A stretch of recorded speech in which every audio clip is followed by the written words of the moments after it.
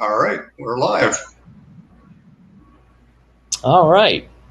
Hey, Patrick, how you doing? You're down in Panama right now, aren't you? I am. I'm in Panama City, the country of Panama. Outside these windows here, although you can't see it with my overexposed camera, is ships lined up in the Panama Canal. So it's a nice view from here. And you're in Mexico.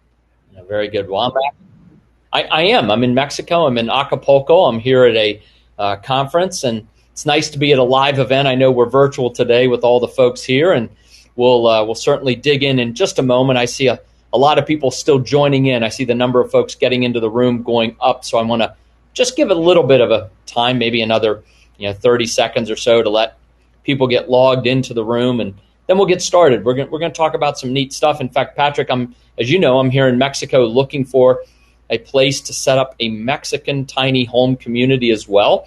And obviously, as we get that figured out, we'll let folks know about it. But some really, really neat things going on overseas, and the ability to do tiny homes in this part of the world. And you live down here, I live down here. It's a really a spectacular place to be. Yeah, all right, so I guess we're 1 minute after. Sorry. Go ahead. Oh, it seems we have a lot of people joining now, and from all over the place as well. So we may not be the only ones from in Central America right now.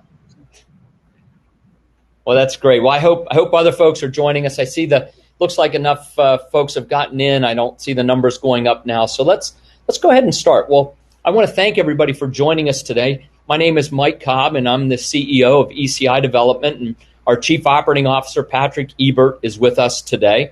We've been doing homes in resort communities in Latin America for 25 years now, and it's something that we really, really have loved doing. It's been a passion of ours to be able to serve people with a home and product down in our part of the world. I lived in Nicaragua for 14 years. Patrick has lived in Nicaragua, has lived in Belize, now lives in Panama, all places that we build communities. But one of the things that was so exciting was about maybe 2.5 years ago, Patrick's son Spence got us excited about tiny homes. And we looked into it and we said, oh my goodness, this is fantastic. I mean, this is an incredible product type that we can bring to the marketplace, serve people with a very, very affordable home in Latin America, in Central America, and offer many different types of geographies. And I think that's the key. It's not just one thing. A lot of times we kind of get in our head the tropics is maybe a Caribbean location or something at the beach, and that's true. We do have beautiful tropical locations on the beach, but there are many other geographies. There are vineyard communities in Argentina and Chile. There are mountain communities where I like to call it always spring. So you've got temperatures 65, 70 degrees at night, 80, 85 degrees in the day.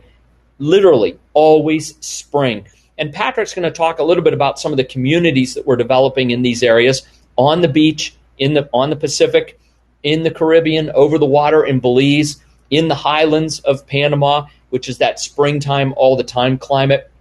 We've looked at properties in Argentina. We will be back there this summer. I'm in Mexico right now. I identified a beautiful property here in Mexico, just inland from Puerto Vallarta in the Sierra Madre Mountains. Spectacular. So again, giving people who want a tiny home real geographic choice to be in the part of the world where they like the weather, they like the climate, they like the quality of life that's possible.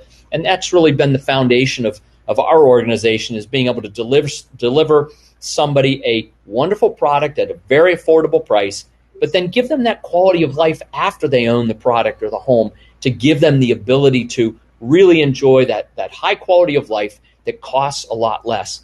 And the one thing that I just simply want to touch on that's so important, it's the last point, no North American legal regulations. One of the things that I think is very difficult for the tiny home community, I was just down in Nashville, Tennessee a couple weeks ago, visiting a company called The Retreat. They're doing some beautiful tiny homes in and around a lake property on a bluff in just southeast of Nashville, Tennessee. But they're kind of stuck with a lot of the zoning regulations that come, as I would call, the ball and anchor of doing this type of tiny home community in the United States.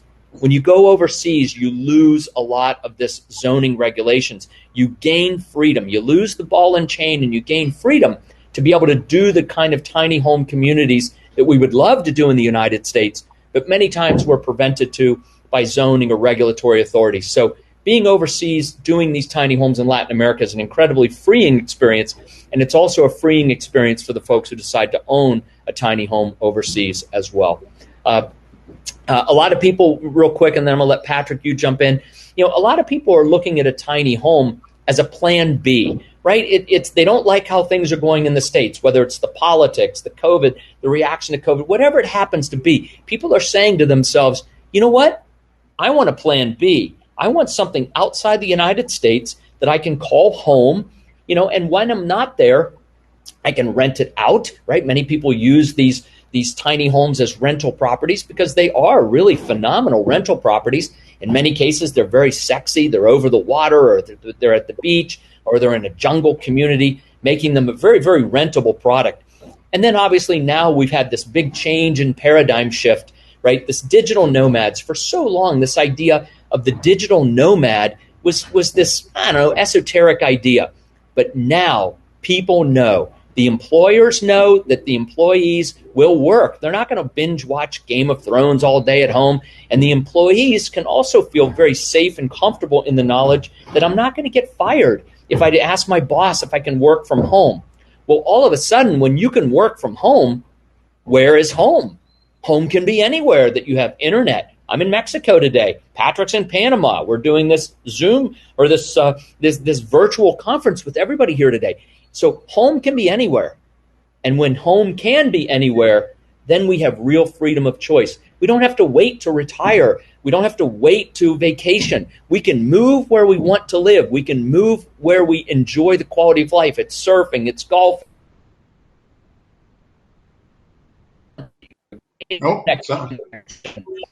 Tiny home has the ability to do that affordably, and it gives us the ability to really obtain a high quality of life. And for us, outside the country is certainly the next evolution of tiny homes. We've done now for many years. We've been a developer for 25 years, tiny homes in the region now for 2 years, and it's very, very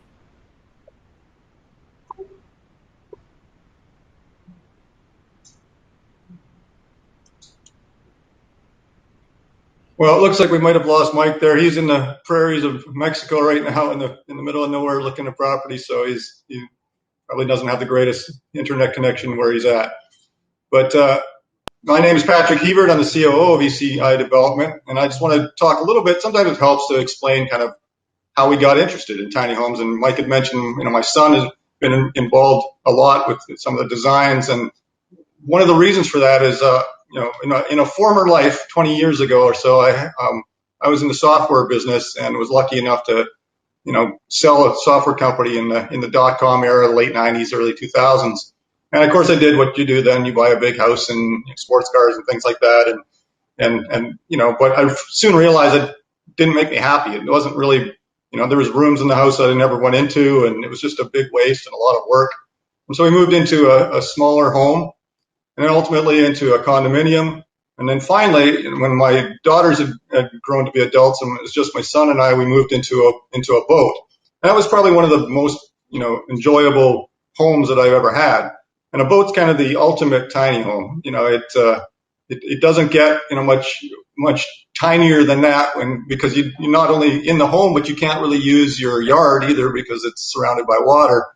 And the other thing that it trained me on in those days was on, eco-friendly practices, not only, generating your own power. Obviously, you can't run an extension cord to your ship and your boat in the middle of the ocean, but you also learn to conserve. You have to create your own water from desalination. You have to generate your own power. And so, you learn to conserve those things as well. So that was kind of my path. And then I wanted to take that experience of the tiny eco-sustainable living. I mean, we would fish, for our dinners every day and, move that back onto land. But I wanted to do it in a tropical environment. So I joined up with ECI Development, and their path, the ECI, the company path, was kind of similar in terms of we built some large, 3,500, 4,000 square foot solar powered homes. Some of them were completely off grid. Some of them were hybrid. The little picture of the little unique vehicle there is we imported the first solar-powered vehicle, well, electric vehicle first of all, but 100% solar-powered. You don't plug it in, into Nicaragua. I'm a Canadian citizen. I love Canada. It's a great country, but I really wanted to be in a warmer place, and there was opportunities for me to do that, and also, work from wherever I was. So I became a Nicaraguan resident, and Nicaragua is a really, great country. We'll talk a little bit more about that. But so we went through an evolution too of creating, eco-friendly homes that were larger, and ultimately creating what we're doing now, which is multiple tiny home communities. And you see some of the pictures of the golf course there and the beaches around these communities. So what we created was the TESS concept, and the TESS really stands for tiny, eco-friendly, sustainable, or smart. And it's really both sustainable and smart. But tiny homes are by their nature eco-friendly. Obviously, they have a small footprint. We do things like green roofs and that. We understand. We don't really call ourselves eco-fanatic. We refer to ourselves as eco-sensible. It needs to make sense, and if the technology is there to do it, then we certainly put it in. We have solar power, wind powered systems on our homes. In the case of the one I'll show you in Belize, it's desalination, so it's above ocean water, so it's kind of the Tahiti style one. So we have to create our own reverse osmosis potable water, and we have gray water reuse. An active vacuum septic system, so that we don't have any effluent going into the ocean, and all those sorts of things. So we really do take the eco-friendly side seriously. And the other part that's been really intriguing to people is the sustainable area. Where, all of our tiny home communities have orchards, community gardens, we call them mini farms, where if you want to have chickens and collect eggs in the morning and those sorts of things. And it just makes the whole environment. These countries, first of all, are extremely inexpensive to live in. I mean, my wife and I would go to a market near the Nicaraguan community and fill up, one of those big burlap sacks of groceries. And from the market it would be vegetables and fruit, whatever, potatoes and lots of grapefruit, the bananas, mangoes, oranges, all the things that grow in those communities. And then, the last time I think it was $2.80 for a big, sack that came up to my hip of vegetables and fruit. So first of all, it's really inexpensive, but it's also, I personally, and a lot of people are really enjoying it too, is the sustainable component of this, where you can, really, grow your own food, and 90% of it you don't need to buy. So when you have your home is 100% off grid, and you're creating your own sustainable food source, it's a really inexpensive and amazingly great way of life. We also put in smart home features. Some people like it, some don't. It's totally up to you in our communities, but in your home.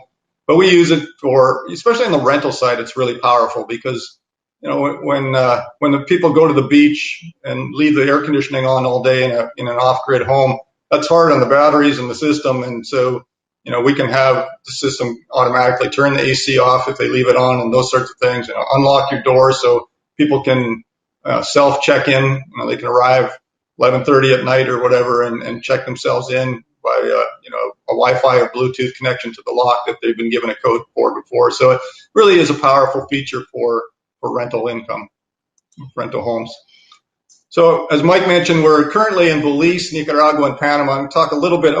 We have lots of webinars about the countries themselves, and if you're interested in moving to one or just visiting or all that sort of, becoming a resident, we have tons of information on that, and we're happy to share that with you. And you can, go to our website or send an email to info@ecidevelopment.com, and we're happy to share those links with you as well.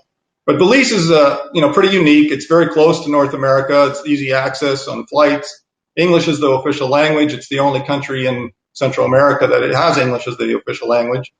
It's affordable. It's got regular English common law that most people are used to. The country has providing a lot of attractive investment incentives to attract people to do just what we're suggesting, getting a place in Belize. And there's a very quick increase in tourism. Obviously, the COVID situation has put a dent in tourism everywhere, but it's actually already responding. I was just there last week, and it's starting to get busy again. So we have a test village in Belize on the island of Ambergris Key in the Caribbean. It's a beautiful spot. These are over-the-water bungalows. They're a hybrid solar system, so they have both the solar panels and connected to the grid. They can be loaded with smart home technology that I just mentioned, or you can choose not if you don't like it. We use reverse osmosis systems to create potable water because they're above salt water of the Caribbean, and the Caribbean's a warm part of a warm sea, so it has a very high salt content.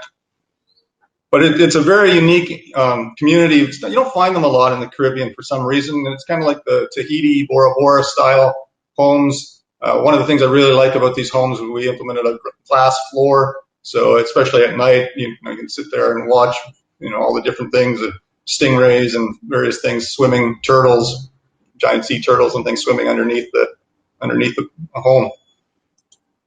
And here's just some pictures. This presentation is recorded, so I won't spend too much time on the pictures. You can always come back to them and look at them. But there's a lot of different designs here. We have 3 or 4 designs for the tiny homes here. The test Belize first phase is already sold out. We are creating the second phase, and there's a waiting list. But if anybody's interested, you can get on that. These communities have been amazingly popular. We haven't seen interest in our tropical communities like this for a decade. I mean, I think it's a mix of what Mike mentioned earlier of a Plan B combined with minimalist living becoming more popular, combined with the eco-friendly component, and it's just all come together, and the sustainability. So they've just been extremely popular, and they're very cool communities. So we mentioned the community in Panama. I'm in Panama right now. As I mentioned, outside behind me there is the ships lined up for the Panama Canal, as I'm in Panama City near the canal entrance. But Panama is obviously a very well-known Central American country. The city of Panama City is kind of like a New York or a Dubai of Central America. Lots of high-rises of easy access. What I especially like about Panama, for me having to travel a lot, it's very easy to get to quickly. It has a lot of geographic diversity in terms of you have highlands and around the volcanoes, where you're growing coffee, and there's beautiful beaches, and somewhere in between where we have our community is kind of an in between what we call tropical highlands. And it's perfect. I was there last week as well, and the climate is just amazing. It's it was about low 70s in Fahrenheit, so low 20s in Celsius, to about high 20s Celsius to low 80s during the day. And we were walking around in the jungle there, and it was comfortable. And there's a little natural springs coming out that run into a river. It's a really beautiful spot.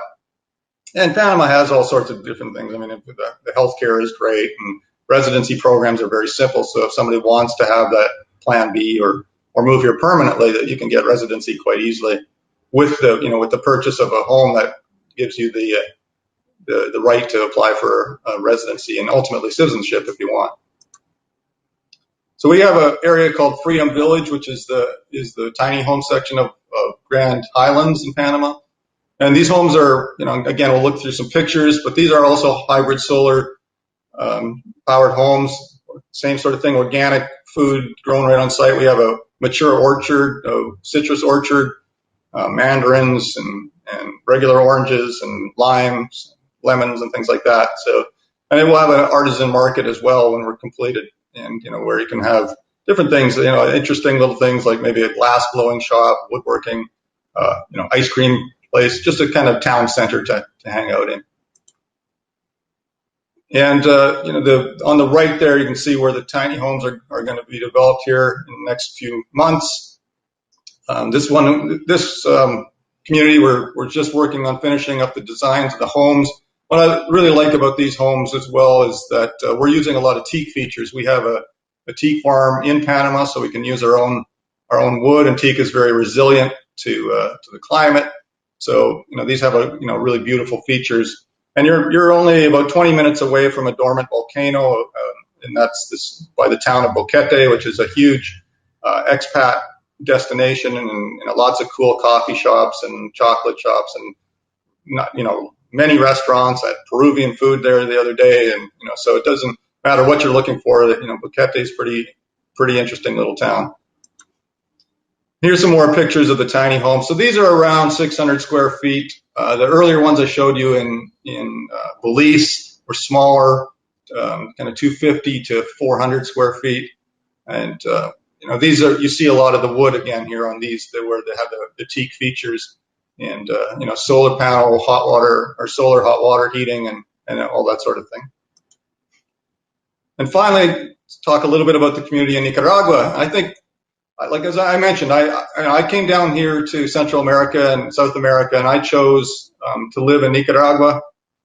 My wife is from Ecuador, and I'm originally from Canada, and we have our permanent home in Nicaragua on the property, actually in that bottom picture in one of those in that building there. But it surprises people sometimes, but Nicaragua is one of the safest countries in the Americas, usually ranked literally right behind Canada in terms of safety. Of all of the Americas, from North, Central, and South America, and people I think find that surprising. But when I did my research, I realized that I had young kids at the time, and I wanted to take them somewhere safe. And it's an amazingly beautiful country. People are super friendly, very very low cost of living. Has Granada is a colonial city that's the oldest city in the Americas. It's got a fortress around it, which was nearby, and that was to fend off the pirates of the Caribbean. So it really has a rich history. The fortress is in a town called Messiah, and that's been converted to an artisan market now. And so it's got a lot of very cool things in Nicaragua. And again, it also has an easy residency program, which, like I said, I'm a resident of Nicaragua. The eco-village Osachio, AVA, as we refer to it, is within the Grand Pacifica Resort. The Grand Pacifica is a beach and golf resort, so we have almost 4 miles of basically untouched, beautiful sand beach, and amazingly warm climate. A golf course there as well.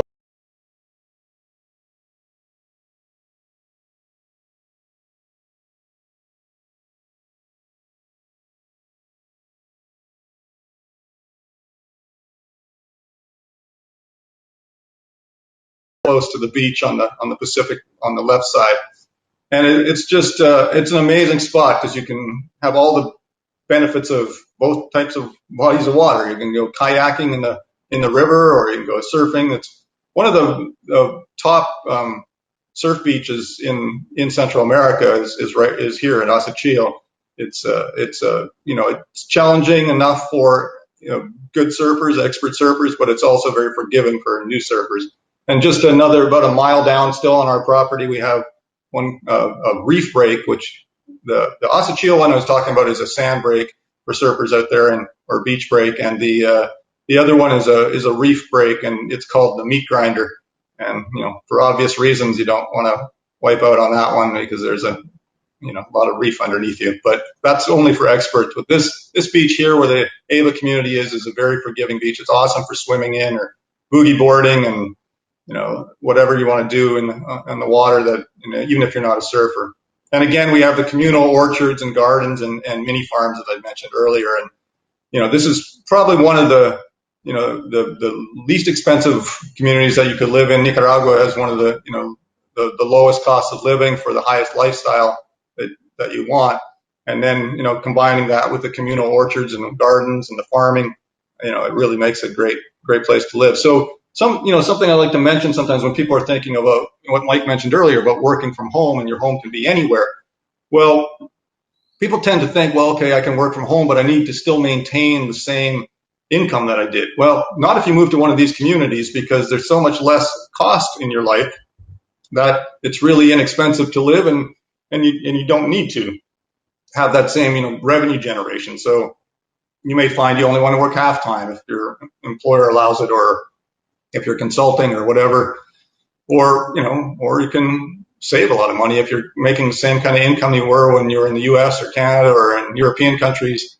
You'll find that you can save a lot of money living in such an inexpensive place. Plus, have what I think is a far better lifestyle. So everybody on this call probably knows a lot about tiny homes, so we don't have to promote the merits of tiny homes. But when you put a tiny home in northern Canada or something, it might feel a little bit claustrophobic. Well, here, the climates are always great. So what are you really using in your home? You're using the kitchen, you're using the bedroom. The rest of the time you're outdoors. I mean, I have a deck with big screen TV out there. If I want to watch the Super Bowl, I'm watching outside. I'm not, we don't have, we don't use living rooms and great rooms and things like that just because the climate, even when it's raining, it's still warm. So I actually like the days when it rains, and it's tropical rain, so it comes down in 15 minutes and then it's over, and everything's green and lush, and I just love that kind of lifestyle, and I think a lot of people will. Here's some more pictures of renderings of the AVA Community. The AVA Community is under construction right now. That's an actual surfing shot from the beach right there. And we have, again, 4 models ranging from just over 250 square feet to about 450 square feet at the AVA Community. And there'll be a natural pool, so we don't have to use chemicals in it. Got the river running right there too. We can use the fresh water from there. And just a nice little bar, a restaurant in the common areas, and a yoga palapas, and again the kind of the artisan market again. So the communities are similar in that way, in that we have what we call third spaces or common areas where people hang out. The Pacific here at AVA has an amazing sunset. So the sunset tends to be the kind of the draw for everybody to come to the restaurant or sit by the beach or whatever, and just have a real feeling of community. Everybody meets up and has a glass of wine or whatever and watches the sun go down and comes back to the community and maybe takes a dip in the pool or whatever. And so it's a great lifestyle, even and you don't feel kind of like constricted in a tiny home. We also have more ECI tiny home communities coming soon. We're really expanding quickly. We're in Belize, Nicaragua, and Panama right now. We have another one coming in Belize that's going to be very, very cool on the mainland of Belize. Mike is in Mexico right now, scouting out some property for our next community in Mexico. We're looking at Ecuador, probably in the highlands, in the Cuenca area, if you're familiar with that. It's another expat destination. And Argentina is another exciting one where we have some property we're looking at there, where it's right among vineyards. So if you want to make your own wine, pick your own grapes, your home would be mixed in among a vineyard. So it's a pretty cool experience. So we really try to provide something for everyone. Not everyone wants beach life. Some people like the vineyards, or some people like the highlands, or whatever it is. So Central and South America has a lot to offer in terms of just about every kind of climate and every kind of terrain. So we really have tried to make the best of all the opportunities. And that's really all I had. I'm going to have to flip back here now to hopefully I can see. I'll try to read through the questions. They're going by pretty quickly here. Where in Mexico is a question. Right now Mike is near Puerto Vallarta, and he's looking at property around there. We expect that be coming on, and probably realistically it'll be a year or so before that comes on. But we're, like I said, we're expanding into different places. How do I contact you? I think somebody else is helping me answer here. Maybe Zach is on helping me with that. So there's our website, ECIDevelopment.com, or the email is on here at info at ECIDevelopment.com.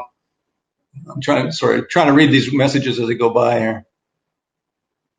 Which location is the safest for women alone?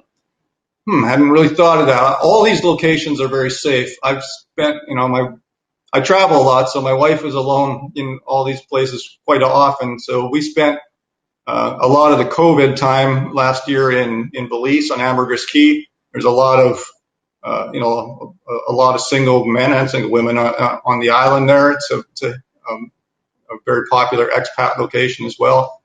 Nicaragua is considered one of the safest locations in the Americas, and Panama is very safe as well. And these communities are generally outside of the city or the bigger metropolis, so it's really quite safe in general here.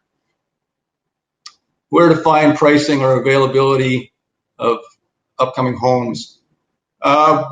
Yeah, I didn't put pricing in here. It wasn't supposed to be a sales pitch. It was really supposed to be more of a explain to people that there are tiny homes and they're not necessarily all on wheels and they're not all necessarily, in North America. So we have tiny homes starting at about $90,000. I mean, that's the ownership of the lot, a concrete and steel home, and fully solar system package. The off-grid ones are completely loaded to handle the air conditioning and everything. So then they go up to about 169 is for the over-the-water ones in Belize, and about middle of that range for starting range in Panama.